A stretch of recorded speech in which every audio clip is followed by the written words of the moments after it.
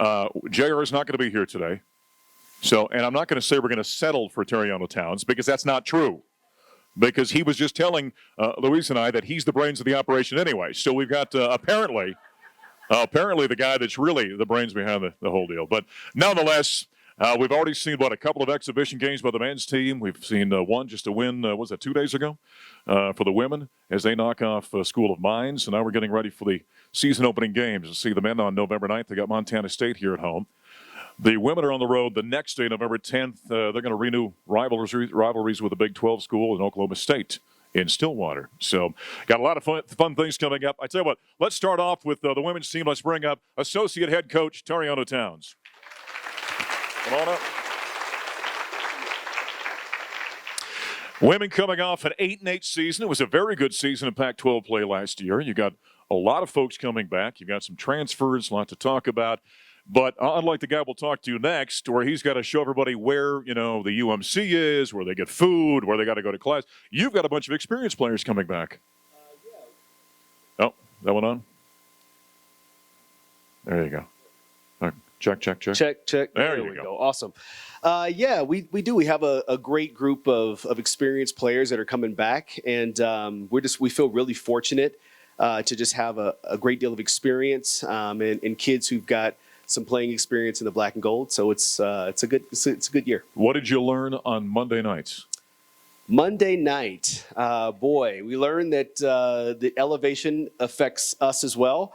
We're still. That's not supposed to happen. You live here. It's not supposed to happen. It didn't affect the coaches, but it affected players. All right. So we're still working to round into shape, but we have a lot of new faces who are contributing to our ball club this year. Okay. So that's been fun. All right.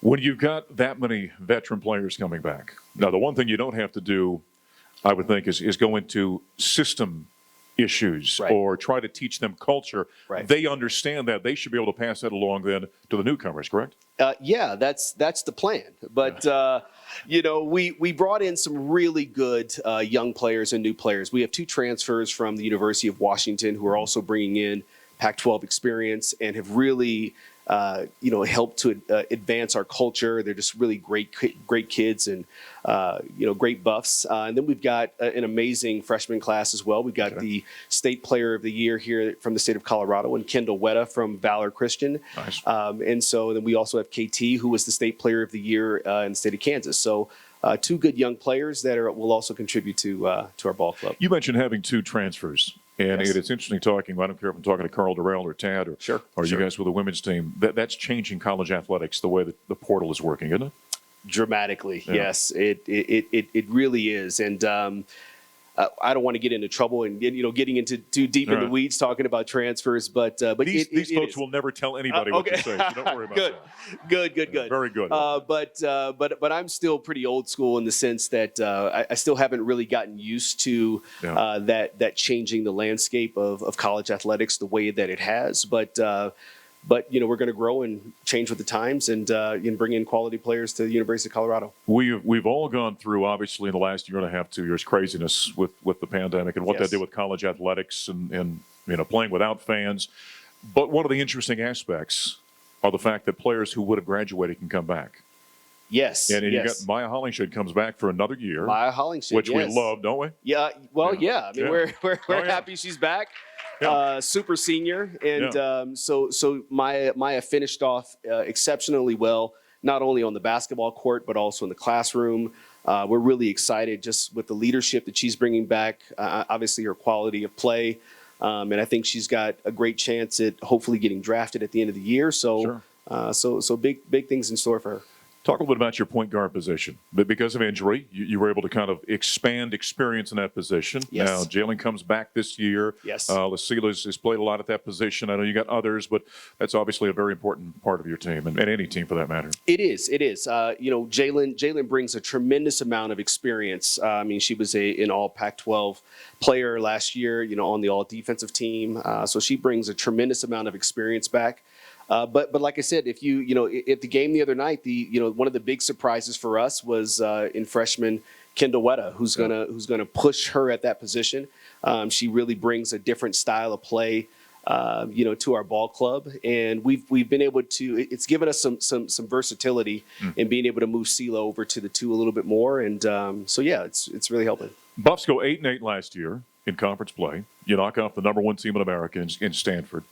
Yeah. That can be a great learning experience in terms of understanding, because we all know with Pac-12 women's basketball, it's hands down the best conference in America. Yes, right? yes, it is.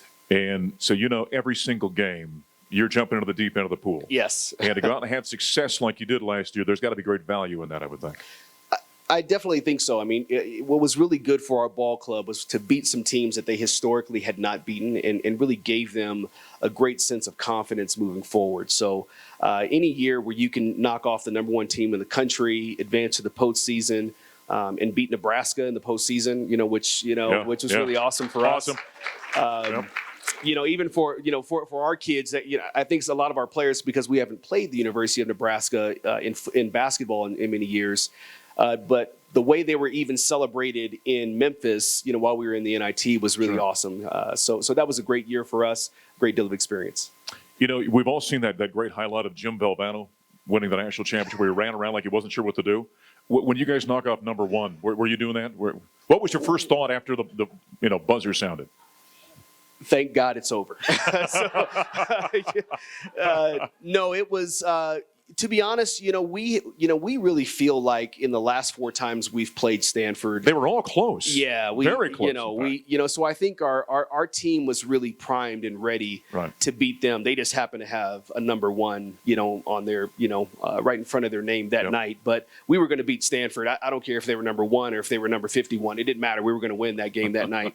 But it gave our kids a great deal of experience, and they'd worked so hard, and we dropped those previous 2 games the year before, one on a half-court buzzer beater, down the stretch, and then losing in overtime there at Stanford last year. So that gave us a great deal of experience, a great deal of confidence in playing them, and so it was about time that happened. So I mentioned Oklahoma State is your first game, November 10th in Stillwater. Yep. Going to give us, and we know what's going to happen with the Pac-12, but that non-conference slate, how do you feel about that?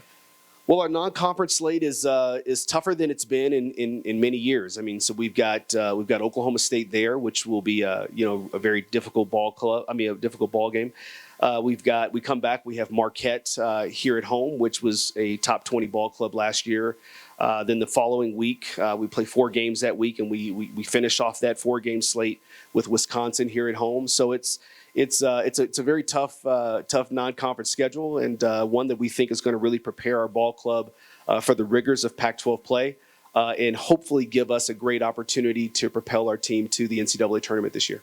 Let's go ahead and bring up our player on the women's side. In fact, both of these young folks I really enjoy. One thing, when you're a coach or you do what I do, you watch them come in here as kids, right? They're 17 years old, and next thing you know, they're here for their 4th and 5th year, and they conduct themselves like men and women now. They're mature and grow as players, obviously. And Maya Hollingshed certainly is one of those. Let's bring Maya up for a few minutes.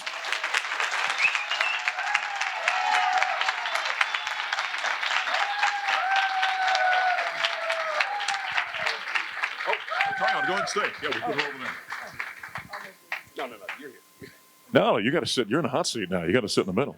I saved all the really hard questions for you. Oh, thank you. They're written down here for me. I'm supposed to ask you. So you're cheating. Football class, you're a super senior. Yes. Give everybody your background, where you grew up, where you went to high school. So my name is Maya Hollingshere. For those that don't know, I am a 5th year coming in from Houston, Texas. I went to Bel Air High School.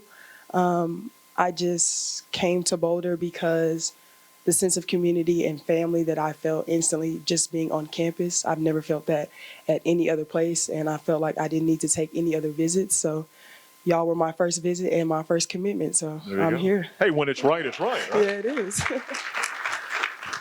No reason to mess around after you Exactly. touch on perfection. What are you majoring in? I am majoring in communications. I have 2 minors currently with leadership and sociology, and I'm working on my master's in organizational leadership. All right. Very nice. So when again, I'm a dumb sportscaster. So when you're done playing, what are you going to do? Currently, if there are any opportunities to play professionally, whether that's overseas or in the league, I will, be grateful to, take that Sure. chance. If not, I would definitely want to do anything entrepreneurial that requires me to, travel or just be out in the world to, meet people and, just get out and not just, be stuck behind a desk. I can't do that. I can't. Tell us about your family. I mean, do you have siblings, or do you come from a big family, or? So I do have, we all have two sides of family, but my immediate family requires, includes my mom, my grandmother, and my pawpaw, as I call him, Okay. or my nana. I am the only child, so I don't have any siblings. However, my aunt had two kids 5 years ago. One is 5 and one is 4. So I kind of look at them as my little brother and sister. But other than that, it's just me. It's only been me. But I've been the only grandchild for 16 years. So now all that attention is on them. So Wow. Yeah. I've lost all of that attention. So I just let them have it, and I don't even worry about it. So I just focus on, basketball in school. It is funny when the baby comes around. You're just like, yeah, forget about Maya. Just a second option, Bring the like, baby oh, over hey, here, you're right? here. Like, okay, thanks. Yeah. Who do you room with on the? So my roommate is Tayana Jones, number one. She's a great roommate. We always have good times. I think, and us being roommates help us push each other on the court because Sure. we both have the same goals and aspirations to, do big things in basketball. So. Now, being a super senior, do they kind of look at you as the wise sage on the team? But you've been around the block a time or two. And... I mean, I definitely think they look as someone that's been here before and knows what's going on and looks for, someone outside of the coaches to, come to and talk to because, this guy over here can be very hard on them. He's kind of tough, Yeah, isn't he is. Right? Yeah. But, he seems nice, but yeah, I think he really I'm scared does. of him. He Yeah. is. His smile gets you. His smile really does get you.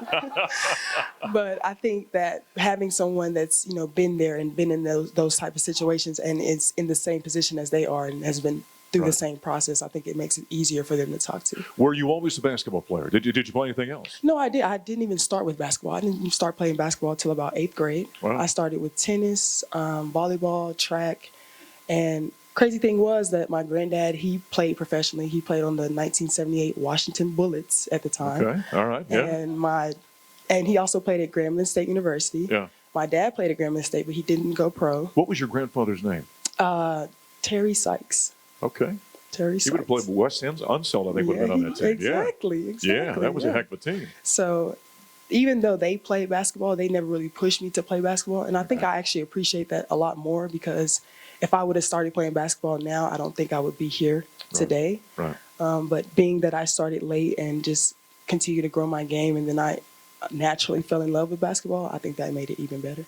Was basketball and I asked this because I've asked this over the years and got very strange answers. Was it always your best sport? No, actually, it wasn't my Okay. best sport. Tennis, my great-grandmother at the time, I used to live with my great-grandmother in Starksville, Mississippi. And she used to always just get me into tennis and piano. So Okay. my cousin, I used to live with my cousin too at the time, and we would always go outside and we had our own tennis rackets. And we just thought we were like little Venus and Serena outside, just, just throwing balls and just hitting them around. So Yeah. our focus was really just, musical and tennis. So it's always been good. And then, just leaving and traveling from Louisiana and Mississippi back and forth at the time to end up in Houston to where I would be able to settle down and then stick to one sport. I think basketball is where Okay.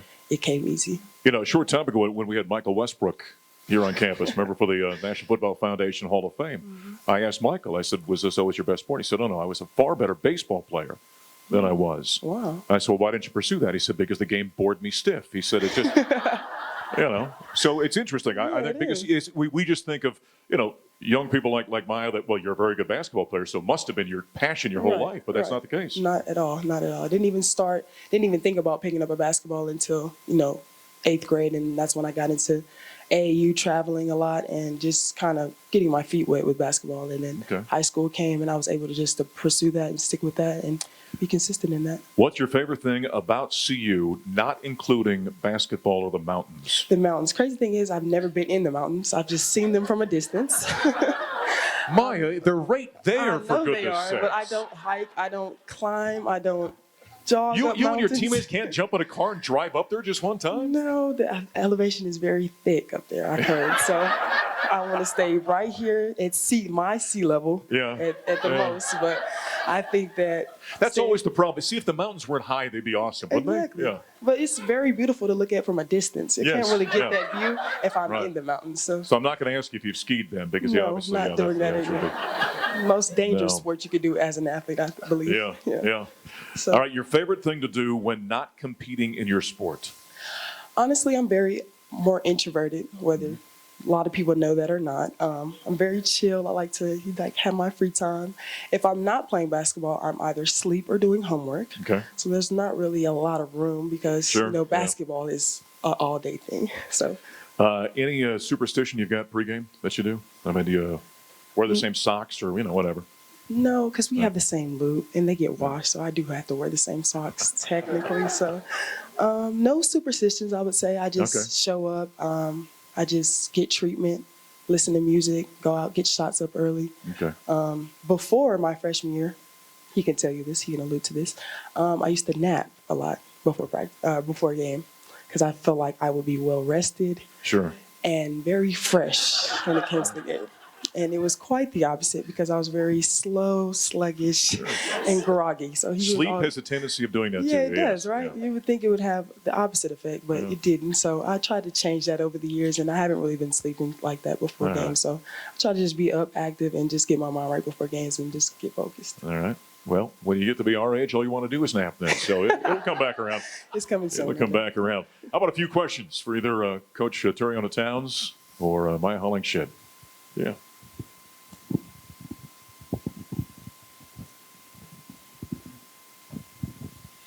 Coach, I've been a season ticket holder to women's basketball for a billion years, and hi, Maya. I've seen your girls grow up at the CU Event Center, and your little boy, not so much. But anyway, I was just wondering what's going on with the kids. Well, thank you. There we go. Well, it's a good thing that you haven't seen our son growing up because he would have probably demolished the CU Event Center already. He's an absolute terror. But our oldest Aaliyah is 13 now, and so she's really enjoying finishing up middle school. And she absolutely loves coming to CU and enjoying the games. Our middle child, Jordan, is 9, and she is a star gymnast, aspiring to be Simone Biles. And her biggest regret is that CU doesn't have a gymnastics team here, but she loves coming as well. And again, our son came to his very first game the other night, and I almost lost my mind. But he's that is Jackson, and he is a very spirited young man, and so you'll see a lot more of him in the games to come. How about a couple more? Yeah, Louise has got one right down here.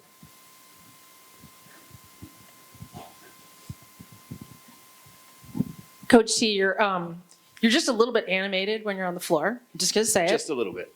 And I've watched enough with ladies' games to notice that you're usually even more animated when the girls are playing defense. So, what's up with that? And then, can you give us some clues as to what you're seeing and what you're looking for this upcoming season when it comes to defense? Because, I mean, I like hearing about that part of it as well. So. There we go. Good.